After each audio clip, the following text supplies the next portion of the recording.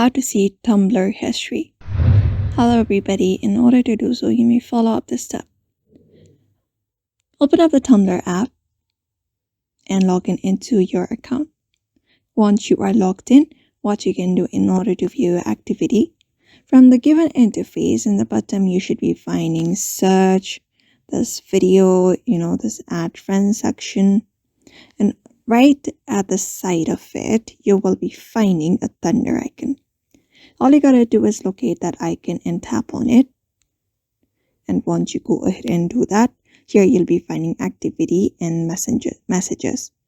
So you may head over to activity and drop down that option.